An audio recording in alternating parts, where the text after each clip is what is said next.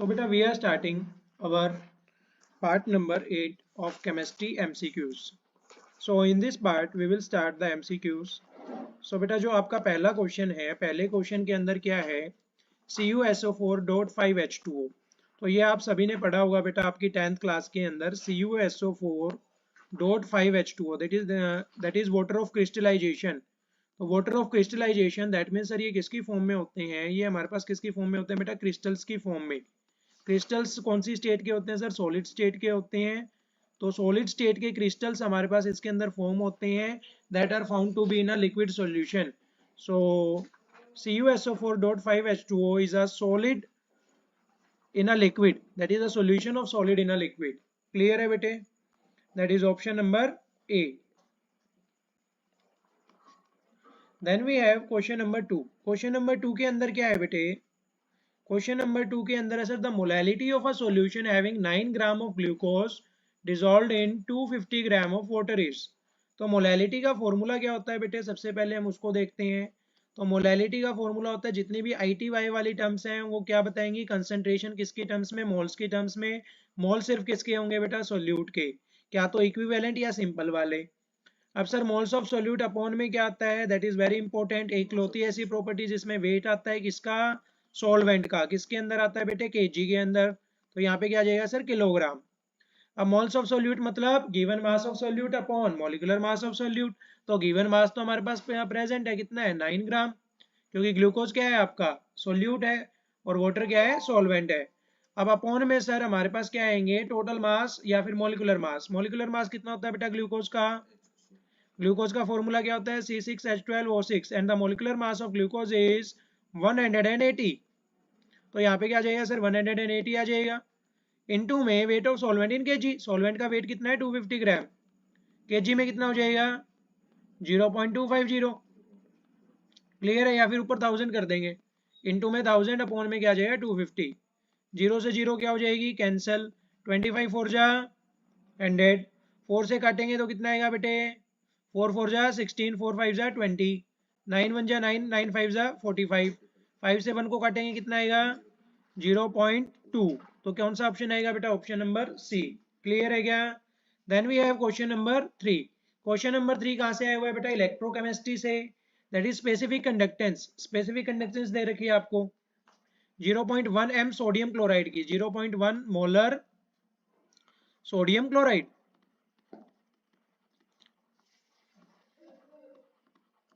तो specific conductance की value कितनी दे रखी है, 1.08 इंटू 10⁻⁻। तो बेटा कई बार हम कर चुके हैं, यहाँ पे के की वैल्यू कितनी है 1.08 इंटू 10⁻⁻2 है। तो जैसा कि मैंने आपको फॉर्मूला करा भी रखा है, मोलर कंडक्टिविटी का फॉर्मूला क्या होता है, कंडक्टिविटी इन पर यूनिट मोलैरिटी या फिर मोलर सॉल्यूशन। तो कंडक्टिविटी हमारे पास दे रखी है बेटा, अच्छा इसके साथ हमारे पास क्या आता है, इंटू में 1000। 1000 क्यों आ रहा है सर, हमारे पास सेंटीमीटर स्क्वायर में दे रखा है। क्लियर है। तो यहाँ पे आपको कितनी दे रखी है 1.08 इंटू में 10⁻⁻2 और इंटू में 10⁻1000 को क्या लिख सकते हैं 3।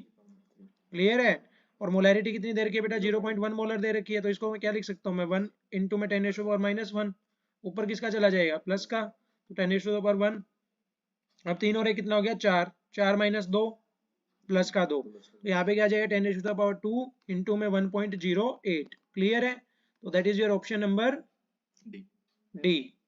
Then we have question number 4। Question number 4 के अंदर क्या है sir, according to the Arrhenius equation, Arrhenius equation के अकॉर्डिंग स्ट्रेट लाइन जो होती है, यहाँ पे ध्यान से देखिए बेटा, हमारे पास एक इक्वेशन बनती है y is equal to mx plus C की, जिसके अंदर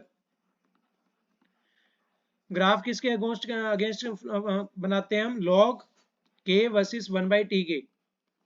फॉर्मूला भी बता देता हूँ मैं आपको, लॉग के, यहाँ पे क्या आता है सर, x क्या आता है हमारे पास 1/t। क्लियर है। And that is very important question for you. आप मुझे बताएंगे कि ये m और c की वैल्यू क्या होगी। आपने अर्हेनियस इक्वेशन पढ़ी हुई है एक्सपोनेंशियल की पावर के अंदर, मैं कंप्लीट नहीं लिखना चाहता हूँ उसको, तो वो आप जो है इसके अंदर स्लोप और c की वैल्यू फाइंड आउट करोगे कंप्लीट इक्वेशन लिख के। क्लियर है। तो यहाँ पे हमारे पास log k वर्सेस 1/t के हम क्या करते हैं, ग्राफ अगेंस्ट ड्रॉ करते हैं, that is a straight line passing through an intercept. और वो इंटरसेप्ट कितना होता है वो भी बताओगे। क्लियर है? तो इस टाइप की हमारे पास क्या आती है, स्ट्रेट लाइन आती है। Then we have question number 5। Question number 5 के अंदर हमारे पास एक रिएक्शन दे रखी है बेटे, 2x plus Y that is converting into Z. तो इसके लिए हम रेट लिख सकते हैं। रेट किसके इक्वल होता है बेटा, minus of D x by D T.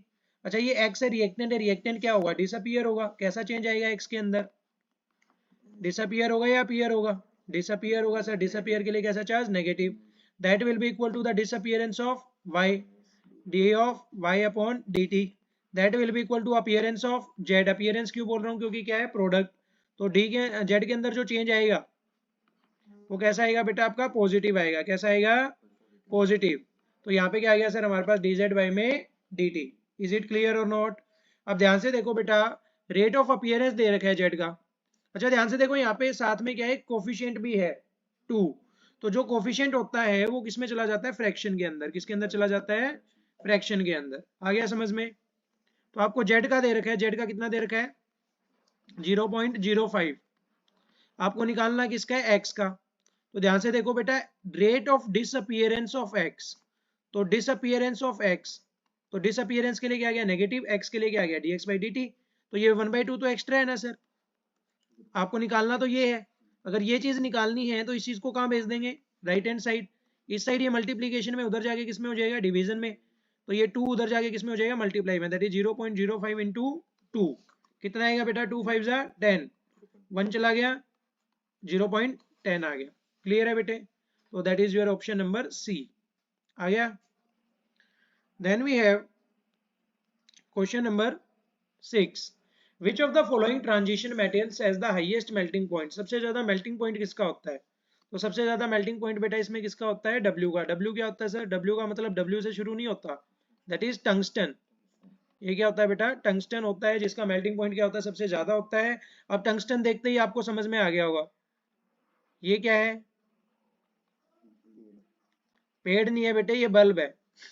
तो बल्ब के अंदर जो फिलामेंट होता है वो कौन से मटेरियल का बना होता है, टंगस्टन मटेरियल का बना होता है, क्योंकि उसका मेल्टिंग पॉइंट क्या होता है, बहुत ज्यादा होता है। क्लियर है? Then we have question number 7। Question number 7 के अंदर क्या है, what is the most common oxidation state of Cu Ag Au। तो Cu is copper, Ag is silver, Au is gold. सभी की कॉमन ऑक्सीडेशन स्टेट आती है, दैट इज +1। क्लियर है? Then we have question number 8। Question number 8 के अंदर क्या कह रहा है, आपके पास एक कंपाउंड दे रखा है K3FeC2O4 whole thrice and this one. तो यहाँ पे ध्यान से देखो बेटा, सबसे पहले तो पोटेशियम है, पोटेशियम लिख देते हैं। तो पोटेशियम लिख दिया सर।